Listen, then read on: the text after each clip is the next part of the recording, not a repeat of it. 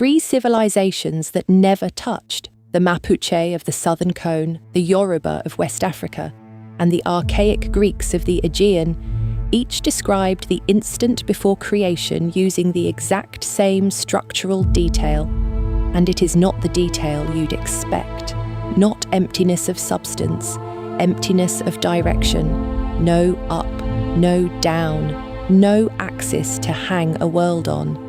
And once you see this pattern, you cannot stop seeing it. Let's begin where the West began writing it down. Hesiod, in the Theogony, does not open with a god, he opens with a wound in geometry. He calls it chaos, chasma. And the word does not mean disorder the way we use it now. It means a yawning gap, a chasm with no floor beneath it and no sky above it. Because floor and sky do not exist yet as concepts. Picture it, because Hesiod wants you to feel vertigo, not confusion. There is no direction to fall in, because falling requires a below. There is no direction to rise in, because rising requires an above. It is not full of nothing. It is a structure without orientation, a shapeless immensity that cannot yet be measured, because measurement itself has not been invented. And then, self-differentiation, not a creator reaching in from outside. The chasm begins to split itself. Gaia rises as the first stable ground, broad-breasted, the thing that finally answers the question, which way is down? Tartarus opens beneath her as a mirrored abyss, giving depth its own address, separate from the original formlessness. Eros emerges as the binding force, the thing that will let separate things attract and combine. And from the churning dark comes Erebus and Nyx, shadow and night, given their own edges, now that there is a here and a there to divide light from. This is the terrifying part if you let yourself feel it. Existence required orientation before it required matter. The universe needed a floor before it needed things to put on the floor. Now follow me across an ocean to the Yoruba Cosmogony, carried in the Ether corpus for longer than most written scripture has existed. Above, there is Olodumare, the Orishas gathered in the sky realm, the vertical world. Below, there is nothing solid, only marsh, only water without edges, without shore, without a single point you could call ground. Not absence of substance, there is water, there is mist, but absence of orientation. Nothing stacked, nothing given a floor. And into that unoriented wet dark, Obatala descends on a chain lowered from the sky, carrying a snail shell packed with earth, a 5-toed rooster, and a palm nut. He scatters the earth across the marsh. The rooster scratches it, spreading the dirt outward in every direction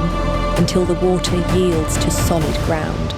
And only then does the palm nut take root, giving the new world its vertical axis, trunk reaching up, roots reaching down. Do you feel it? The myth does not say water became land. It says undirected became directed.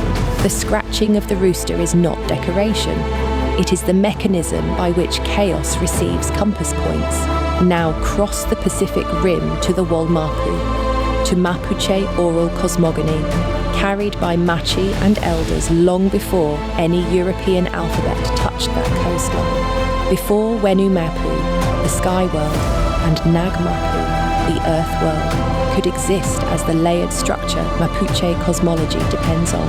There is an unformed state in which the Ningen, the spirit forces of mountain and water and forest, and the great Pilan spirits of volcanic power have no layer to inhabit. They are present, but unoriented, not yet stacked into the vertical architecture that lets sky remain sky and earth remain earth.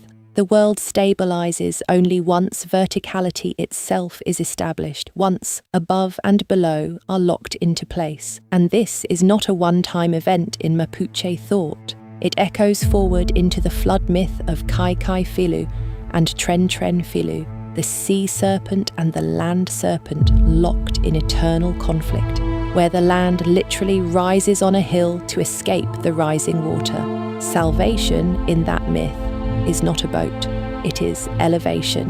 It is verticality reasserting itself against a flood that wants to erase the difference between above and below. 3 unconnected peoples, 3 unconnected continents, the same specific cosmological machinery, creation as the imposition of axis onto a directionless gap. So here is the question I cannot put down at 2 in the morning. Why does the human mind independently, 3 separate times, encode the origin of everything, not as a shift from nothing to something, but as a shift from unoriented to oriented? Is this simply how a spatial brain thinks? Do we default to compass points because that is the architecture consciousness runs on? Or is it something colder? A residual memory, encoded before language split us apart, of an actual undifferentiated state the universe itself once occupied, before space had a shape to hold direction in. Physics tells us something eerily adjacent, a state before geometry existed, before up meant anything. I am not saying these myths are physics. I am saying I no longer know how to prove they aren't remembering it. This is why chaos deserves to be treated as the main character of this whole story, not the backdrop, not disorder, a directionless plasma state, a geometry without axis, waiting to be split. And it isn't only Greece, Yoruba land, and Walmapu that whisper this. Egyptian Nu is the same. The primordial waters before Atum has anywhere to stand. Norse Ginnungagap is the same. The yawning void between Muspelheim's fire and Niflheim's ice, needing Ymir's body to give it shape and layer. These are not the centre of tonight's episode. They are the confirmation, standing at the edges, nodding. And so the question is left exactly where it should be left. Unanswered and maybe unanswerable. If 3 civilizations with no contact each remembered the beginning of the universe, not as something appearing from nothing, but as direction appearing from directionlessness, are we listening to human psychology, dreaming the same dream 3 times? Or are we listening to an event